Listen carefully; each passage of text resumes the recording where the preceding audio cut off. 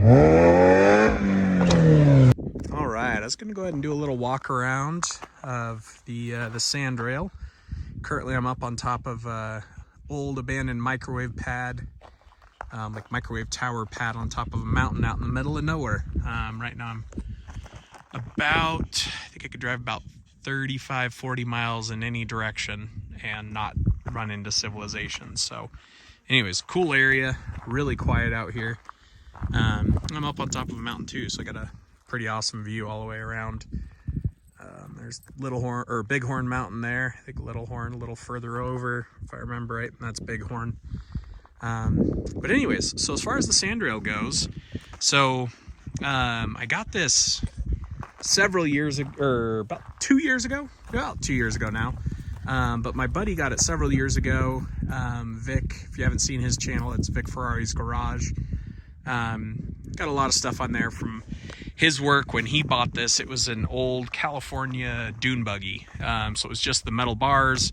There's no body on it. So he shows the videos of building the body, doing a bunch of other work. He built the, welded up the original roof rack, just the roof rack part. And then he ends up actually doing the video. So originally this was a Volkswagen, and he went through and built it up as a one of the supercharged Ecotechs, the 2.2 liter, just beastly motor. So it's got the big supercharger intercooler, and then your regular cooler, radiator, and all the good stuff. The exhaust pipe that can open and be, you know, basically straight through pipes or muffled. So a lot of good stuff. Now, since I got it, I've done a handful of changes and other things to it. So starting at kind of the front, Cassie, stay close.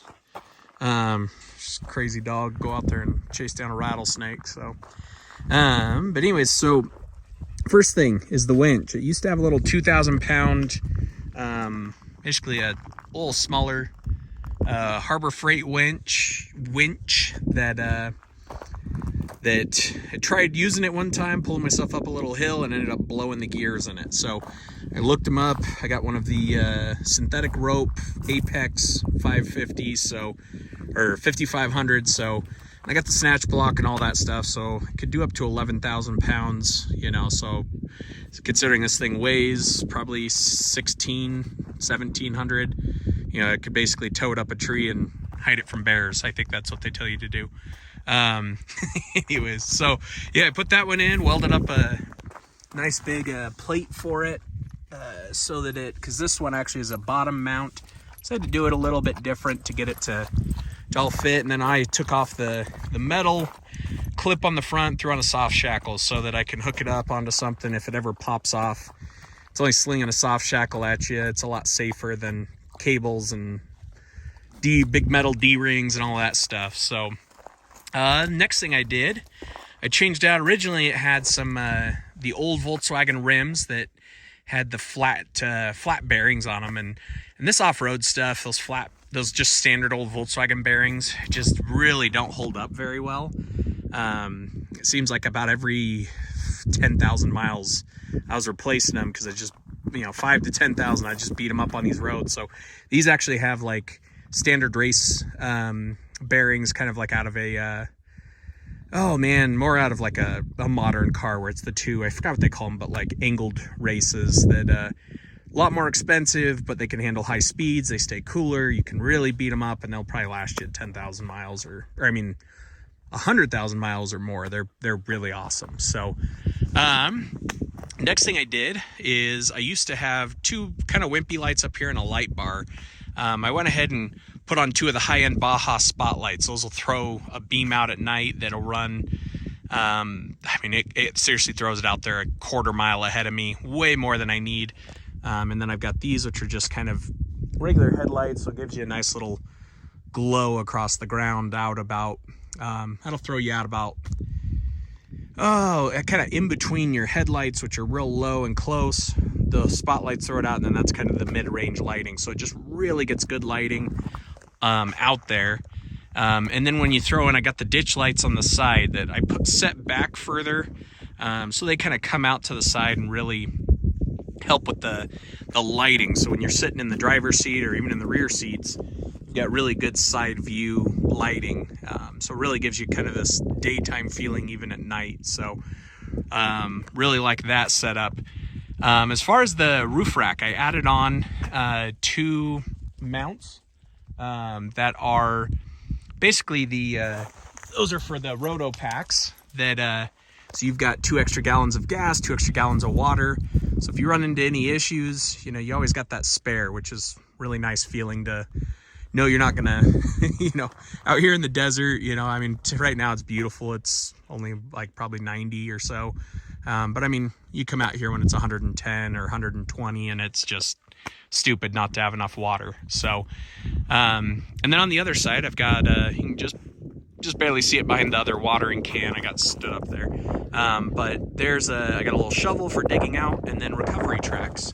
Weld up the brackets off the side of you can kind of see the brackets I built on there for the roto packs. And then just on both sides, weld up. That was kind of an ugly weld. It kind of broke through that thin metal. But anyways, going through, getting that all set up. Through the shovel on there, just drilled a hole in it so I could use the recovery track mounts. So I can put those up on there. And so with the whips, I really wanted to mount those up. So I got 2 of the little whips on Amazon, lighted whips. Are really, really nice. But as far as mounting them, I didn't really have any good options. So the whips came with the little black piece on the top. So I was looking around, and if you look on Amazon, what I actually did, I went to a Flying J truck stop, and they've got all of this set up for CB antennas. So I bought the CB, it's actually a CB antenna mount on there, the whole spring, they call them springy thingies. So if you hit your garage or forget you have them on, it bends back and doesn't snap them. And anyways, a lot of cool stuff there. And then what I'll do at night is I actually, and I'll show you this in a little bit, but when I actually go for, when I sleep at night, I actually run a hammock. From the front corner up to this back corner across here, and then I have a big camouflage car cover I throw over the top of it, and it'll actually lay the lighted whip across the bars in there, and then I can use the little controller there to make it as bright or as dim as I want. So it's plenty to read by or turn it down. And anyways, the battery, it's one of the Optima gel batteries. They last forever. So anyways, I use that. Gives you plenty of light all night, and I've got the little voltage meter up here, so I know I'm not going to run it out. As well, I've got a 2-port USB, so I've already charged since I got here, recharged my GoPro, charged my flashlight for tonight, charged my phone, and what I went ahead and did was I just bought a 20-watt trickle charger. So I could just hang that up when I get to my campsite, and I just attach it right to the battery. And that's 20 watts just constantly pumping into my battery, so I could charge all my stuff. And you know, then when it finally does get dark, I've still got a 100% full battery, so I can run the whips at night and for hours. I've turned them on, left them running for like 8 hours, and only lost down to like a 12.3, I believe. I started at 12.8 volts, got down to like 12.3 over the whole course of a night. So that's pretty dang good. And especially, I don't think they're really considered dead until about 12.05. So basically 12 volts is considered dead. So, and even then, if you run it down real low, throw the trickle charger back on it, and you'll have it charged back up before you're done with breakfast. So, the other thing that I did as well is I welded up a bracket here just on the back of it, and then I mounted these little, I can't remember what you call those, the hose clamp basically, but that way I could mount on the toolbox here and then another toolbox here. Basically I've got a bunch of recovery equipment, a small 2-man tent, a water purifying filter, a day's worth of food, small sleeping bag, bunch of other like emergency stuff in there. So if I ever need to, I've got everything I need there to do well, like stay camping if, you know, if I were to ever break down or anything like that. This is just a bunch of random stuff as far as, you know, air down, plugs. I've got, tire plugs, sidewall repair kit, and a handful of other things. And I've got underneath the rear passenger seat, I've got a compressor. So if I ever need to, I've gone out. Actually, recently I went out, and yeah, you can see it. It was earlier today. I should have videoed that, but actually hit a stick, and I was doing some kind of drifting around a corner and got a big creosote, which are just these rock hard sticks shoved right into the sidewall. So I actually had to patch it with some sidewall plugs and then fill it back up with the compressor, and I was back on the road and didn't even slow me down. So a lot of good stuff there. That's kind of the general basic setup. I went and got a couple crates. Those are from Cabela's. Those fit perfectly up in the roof rack. So in here I could throw my hammock and the car cover and food. And I've got a little alcohol stove. You just put rubbing alcohol in it, light it, and it lights up, cooks your, cook rice in 15 minutes or ramen or whatever the heck. I've got a whole bunch of little noodles and random things that I'll bring out here to cook.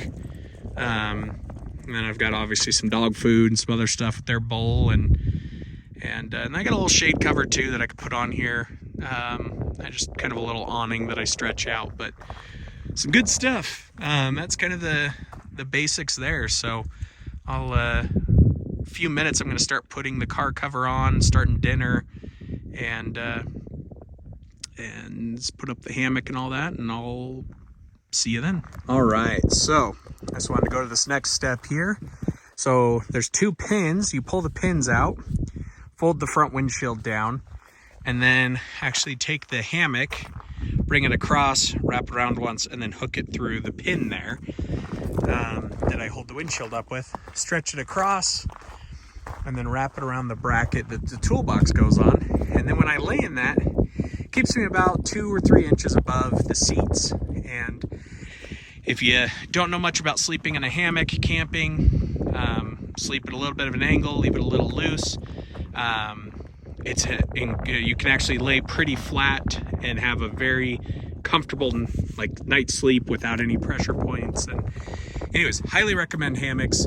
Folds up into a little thing, the size of a Gatorade bottle, and then you can throw it up there and sleep in it. I think that one can handle like 300 pounds, so that's most of the time I'll sleep in that. She doesn't like the hammock a lot, so she generally sleeps on the seats underneath me with one of these blankets thrown on there for her. But Rock will sleep. He'll actually jump up there at my feet, snuggle up next to my legs, and that's he'll sleep there for the night. So that's a really good option. Sometimes I'll just leave it open, but most of the time I actually I'm going to do that next. I've got a little camouflage waterproof car cover that I've actually put it on, camped in the middle of a horribly crazy storm, and raining and everything, and just this huge downpour.